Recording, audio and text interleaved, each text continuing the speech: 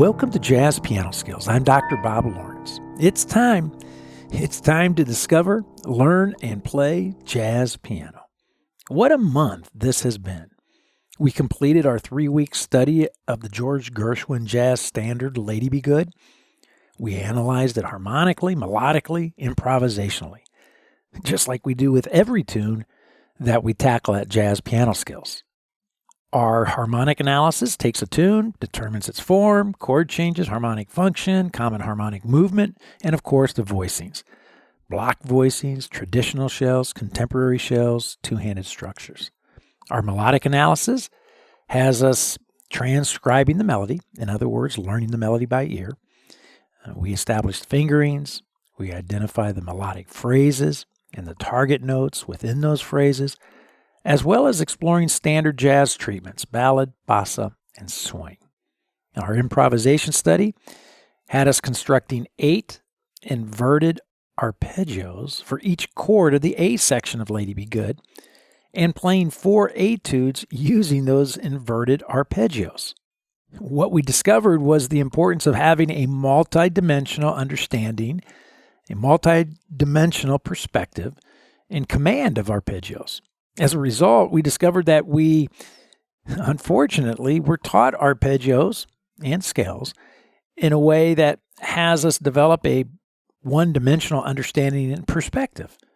In other words, there's a C major arpeggio. There's a C major scale, singular.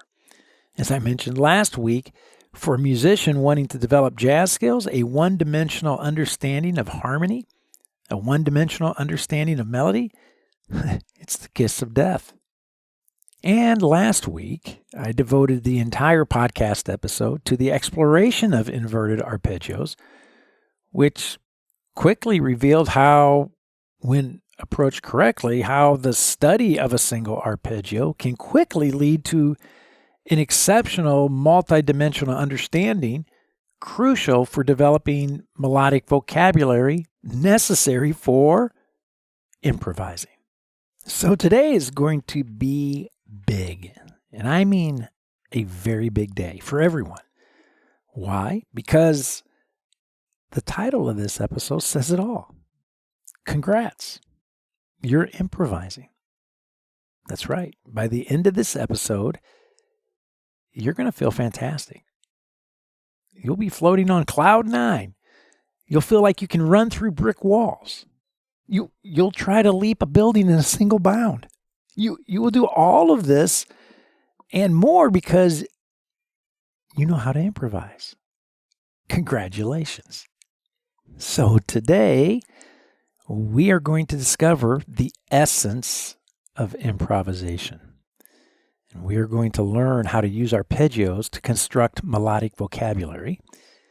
And we're going to play 12 melodic improvisational lines using control and experimental major motifs. Wow.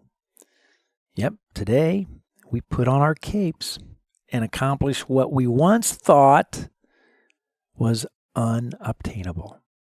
We learn how to improvise.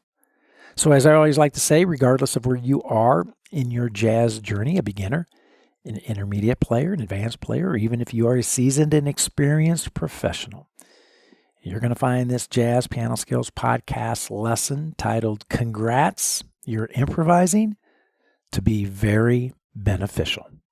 But before we get started, I want to, of course, as I always do, welcome all of the first-time listeners to the Jazz Piano Skills podcast. If you're new to the podcast or you're new to Jazz Piano Skills, welcome. I want to invite you to become a Jazz Piano Skills member. Your membership, number one, it keeps the Jazz Piano Skills podcast 100% ad-free, which has been my goal from day one, right? I wanted all educational content, no ads. Now, on top of that, your membership comes with many educational perks. Number one, as a member, you have premium podcast content access, which basically means you get to listen to the entire episode. Now, the first half of every podcast episode is free for everyone to enjoy. I deal with the question of the week. I lay out the educational agenda and the lesson rationale. The second half for members only, lesson content, demonstration, the demonstrations, exploration of the podcast packets, the illustrations, the lead sheets, and the play-alongs.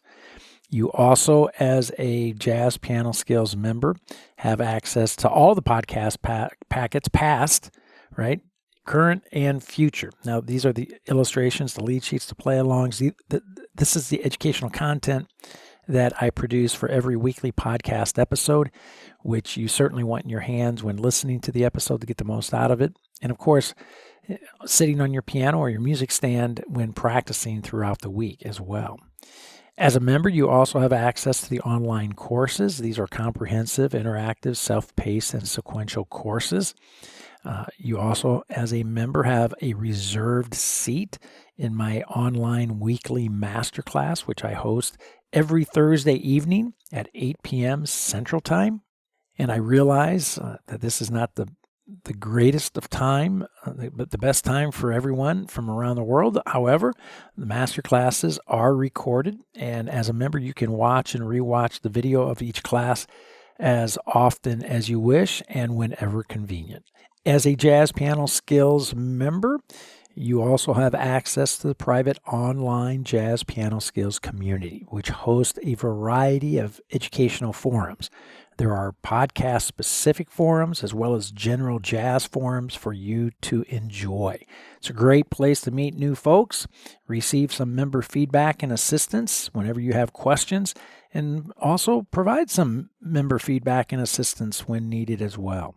And finally, as a Jazz Piano Skills member, you have access to educational support, private, personal, and professional support whenever and as often as you need it. So visit Jazz Piano Skills, check out all of the perks, and once you get there, if you have any questions, by all means, please do not hesitate to reach out to me. I'm happy to spend some time with you, answer any questions that you may have, and help you in any way that I can.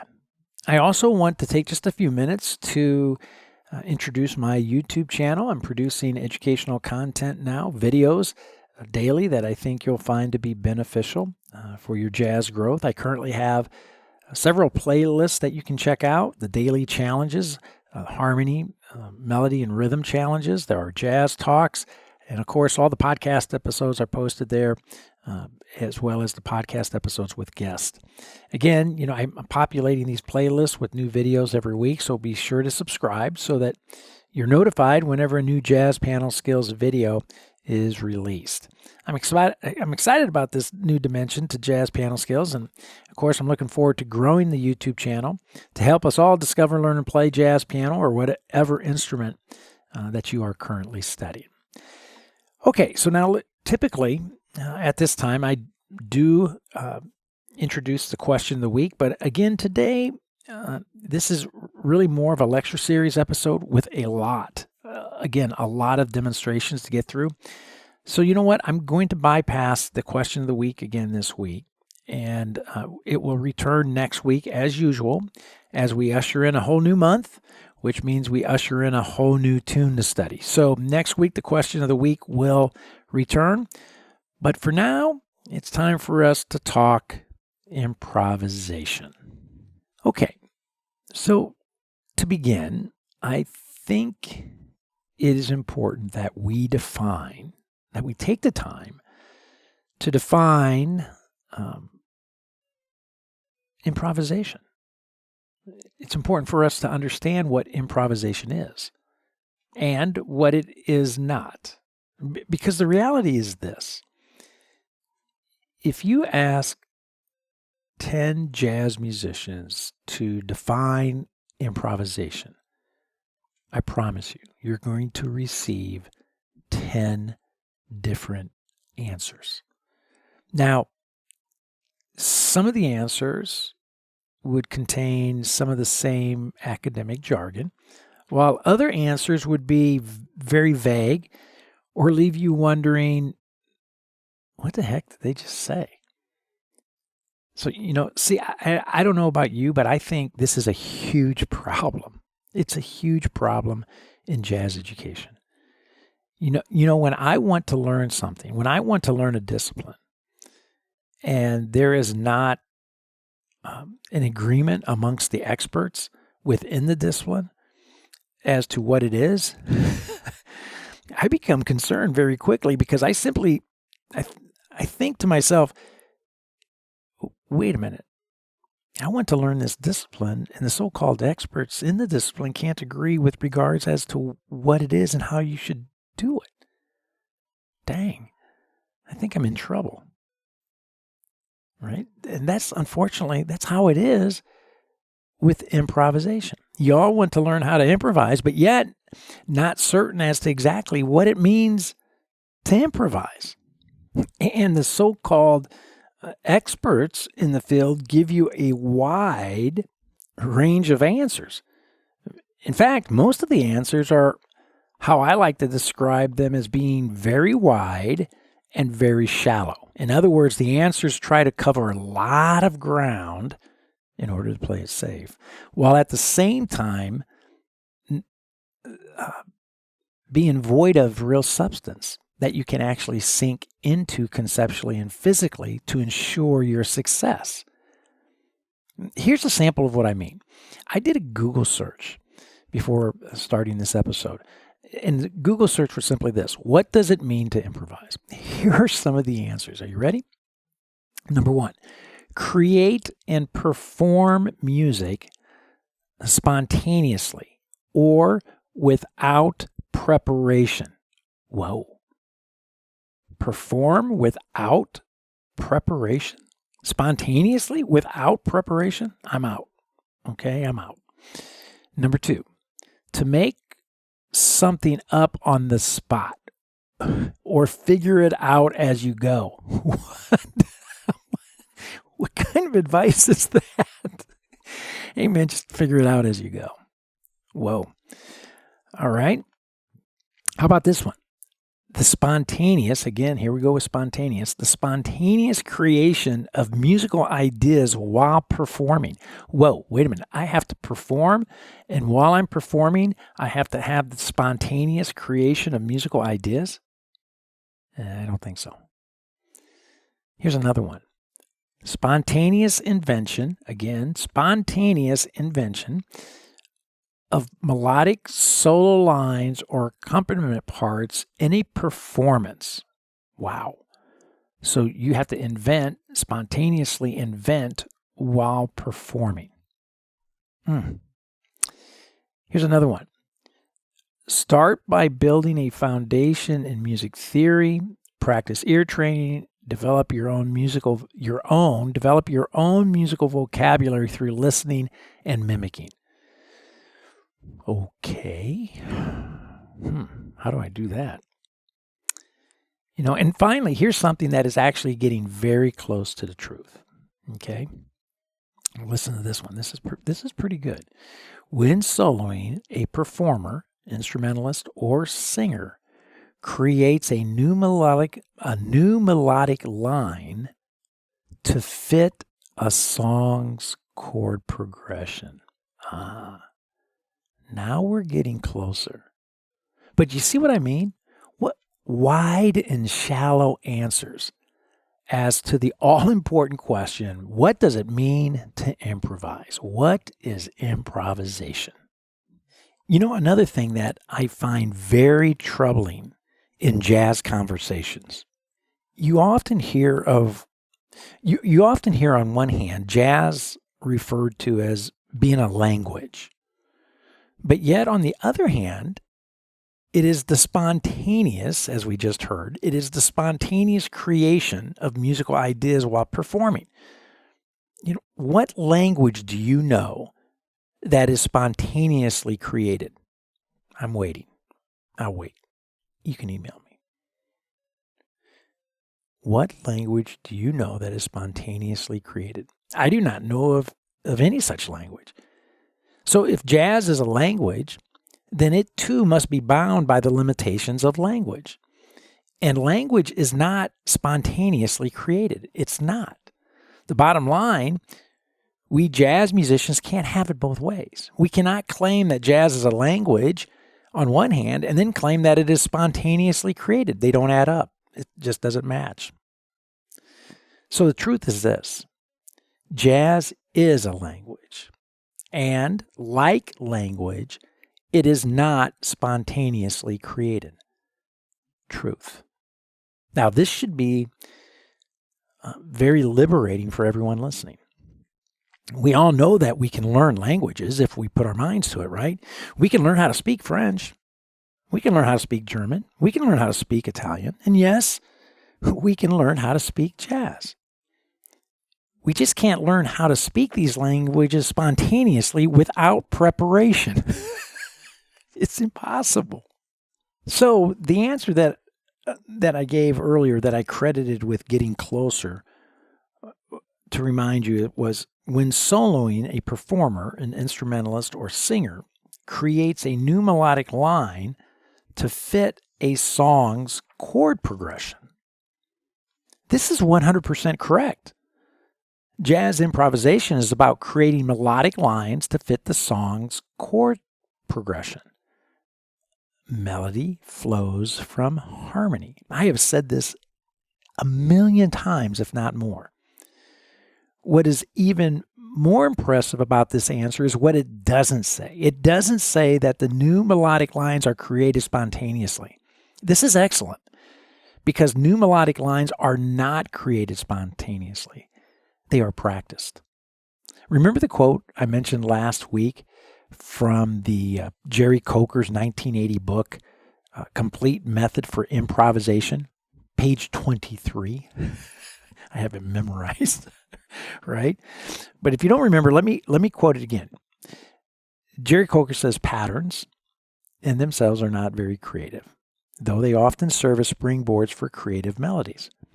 Yet a casual glance, again, a casual glance, at any transcribed improvised solo will quickly reveal a notable presence of patterns and other common cliches that were acquired by the improviser in practice rather than performance. That is to say, the pattern was practiced apart from any specific song, in preparation for improvisation, and repeated a sufficient number of times in practice so that the pattern becomes a habitual oral memory and physical experience that carries over into performance naturally and not as contrived practice.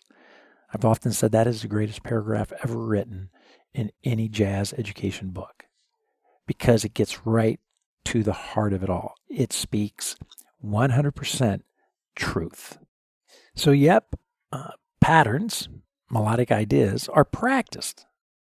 Again, how liberating is this? Now, I remember reading this paragraph from this book, this Jerry Coker book, for the very first time. I was so excited. I jumped out of my chair. I ran to my piano, sat down, placed my hands on the keys, and then I froze. And with my brow furrowed, I said to myself, wait a minute. What patterns? Mr. Coker, what patterns? Where are the patterns? Where's the beef? I ran back to the book and I looked for the patterns. The patterns that showed melodic lines fitting to a chord progression. I frantically thumbed through the entire book, saying, where are the patterns? Where's the beef? And again, for those of you old enough to remember the 80s, you remember that Wendy's commercial with that little old lady shouting, where's the beef? That's what I was doing. I was like, where are the patterns? You know, last week I referenced the Reese's commercial. This week, Wendy's. Next week, who knows? I'll come up with something. I'll figure it out. So back to the patterns.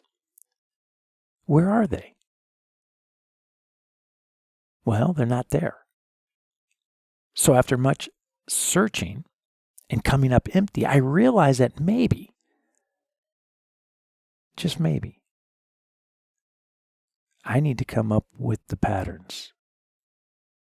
Maybe my search should be about discovering the patterns that appeal to me, patterns that speak to me, patterns that resonate with me, patterns that I could use to begin building my melodic vocabulary that I could then use for improvising.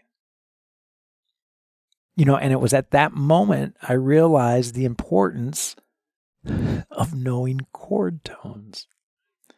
It was at that moment I realized the importance of seeing my block chords in not only root position, but in inversions as well.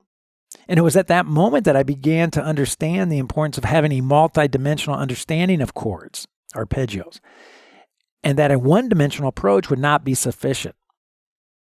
So soon after, I realized that there must be a way to shuffle the notes of a harmonic shape. There must be a way to do this, to shuffle the notes of a harmonic shape, a chord, to shuffle that shape around, those notes around, to create various melodic motifs. And this is precisely what I've been presenting in the last 2 podcast episodes. How to use a formulaic approach to shuffle the notes of harmonic shapes, chords in root position, first, second, and third inversions, to create melodic motifs, patterns that can be practiced to develop improvisation vocabulary.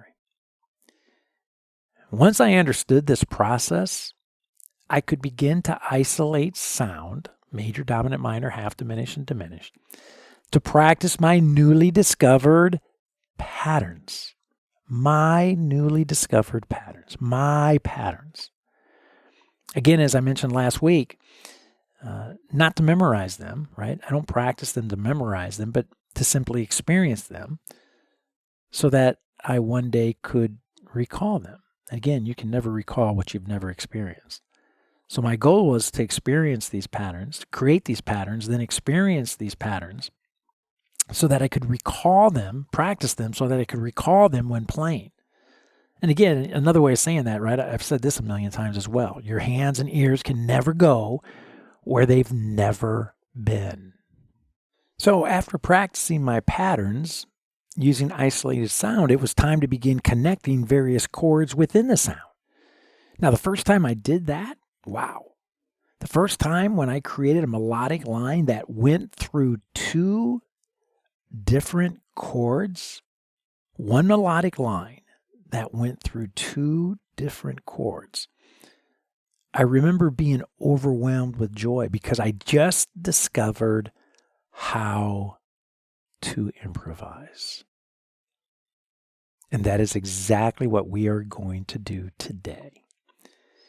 So, the educational agenda for today is as follows. Number 1, we are going to tap into the 32 melodic motifs, the patterns that we created last week for all 12 major chords to begin improvising.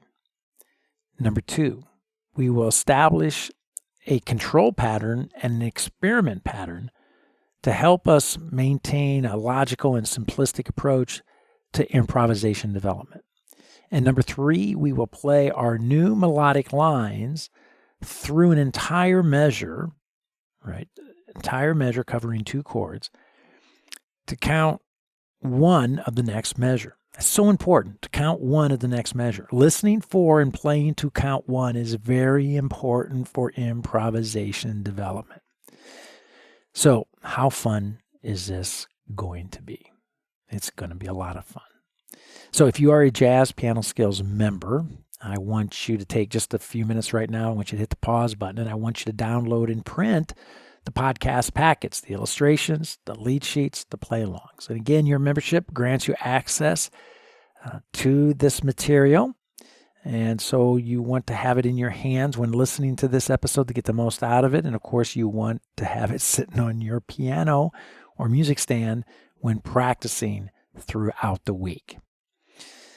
So now that you have your podcast packets, I want to just quickly talk through them before we break everything apart today. So number 1, your lead sheets, right? You should have 1 lead sheet today.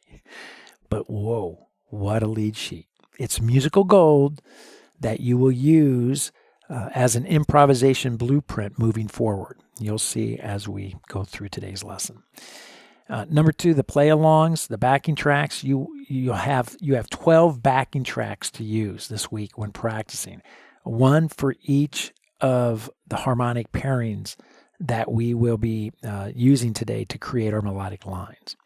And finally, the illustrations. It's a beautiful template that you should use to begin creating your patterns, your very own patterns that you will then use to develop your improvisation vocabulary. So it's pretty cool stuff. This material, when used correctly, which I know you will have a profound impact on your musical development, your musicianship, your ability to play jazz, your ability to improvise. Okay, so now let's get down to business. I want you to grab lead sheet 1 and let's begin to improvise. Thank you for listening to Jazz Piano Skills. The remaining premium content of this episode is available to Jazz Piano Skills members at jazzpianoskillspodcast.com. Visit jazzpianoskills.com to learn more about membership privileges and become a Jazz Piano Skills member. Thank you.